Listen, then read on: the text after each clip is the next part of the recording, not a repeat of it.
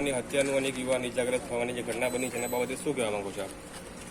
આ વિસ્તાર અમારો છે, અહીંની વસ્તી અમારી છે, જમીનો અમારી છે અને આ જ ગામના બે યુવાનો સાંજે અહીંયા બેસવા માટે આવ્યા એટલે આ બાંધકામ કરનારી એજન્સીના માણસોએ એને અહીંયા બાંધી રાખી, નાગા કરી અને સળિયા પાઇપોથી, લોખંડથી ઢોરમાર માર્યો છે. એમાંથી એક યુવાનનું મૃત્યુ થયું છે.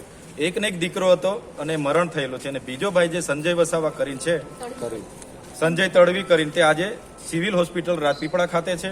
એને પણ ખૂબ ઢોરમાર માર્યો છે, ગુપ્તાંગમાં ખૂબ માર મારવામાં આવ્યો છે. એટલે એના પરથી તમે વિચાર કરી શકો છો અમારા વિસ્તારોમાં બહારના આવનાર લોકોની માનસિકતા કેટલી માનસિકતા નિમ્ન કક્ષાની હશે. આટલી બેરહમીથી યુવાનોને પણ કોઈ પણ જાતના ગુના વગર, કોઈ પણ જાતના વાક વગર, માત્ર એમનો ગુનો હતો કે અહીંયા આવીને એ લોકો બેઠા હતા.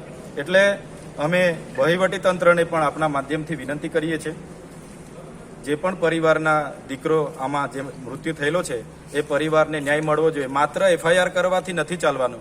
એ એફઆઈઆરમાં અહીં કામ કરનારી એજન્સી, નોડલ અધિકારી અને જે પ્રોજેક્ટ ડાયરેક્ટર છે એનું પણ નામ હોવું જોઈએ. સાથે સાથે એ પરિવારને આવનારા જીવનમાં પગભર થવા માટે આ લોકો શું સહાયતા કરવા માંગે છે એ પણ નક્કી થશે. પછી જ અમે ડેડ બોડી સ્વીકારીશું.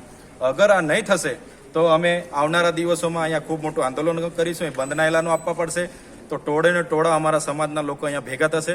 અમે આહવાન કરીએ છીએ ત્યારે લોકો હજારો આવે છે. એટલે હજુ પણ અમે એમને કહીએ છીએ કે સમય છે ત્યાં સુધી પરિવારને ન્યાય મળે દિશામાં તજવીજ થાય, એ જ અમારી માંગણી છે. સર, મરણ થનાર જે યુવક છે એના મૃતદેહનું નિરીક્ષણ તો આપણે કર્યું, શું જોયું તમે એમાં? એને ગુપ્તાંગમાં ખૂબ બેરહમીથી મારવામાં આવ્યા છે.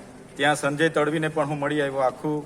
આખું કાળું થઈ ગયેલું છે અને બિચારા બેહોશ ટાઈપના છે. આ ભાઈની તો મૃત્યુ થઈ ગયું, એનું પણ બધું ખોલીને તો ઝાડા પેશાબ થઈ ગયા છે, એટલો માર માર્યો છે. ત્યારે આ વિસ્તારના લોકોને શું બીજા લોકો માણસ નથી સમજતા, એ પ્રશ્નો ઉભો થાય છે. ગઈકાલે એક બેનને અહીંયા દીપડાએ ફાડી ખાધી, ત્યાં પણ હું ગયેલો. તો એમના અધિકારીને વાત કરી RFO DCF ને, તો 5 લાખ દે દેંગે. શું અમારા લોકોની કિંમત 5 લાખ રૂપિયા છે? એટલે આમાં પણ એ જ રંધાઈ રહેલું છે. પણ અમે હવે ચલાવવાના નથી. આમાં અમે ખૂબ ગંભીરતાથી આગળ વધી રહેલા છે, ધૈર્ય સાથે. અમે જ્યાં સુધી અમારા પરિવારને ન્યાય નહીં મળશે અમે બોડી સ્વીકારવાના નથી. Okay sir, thank you. ચાલો.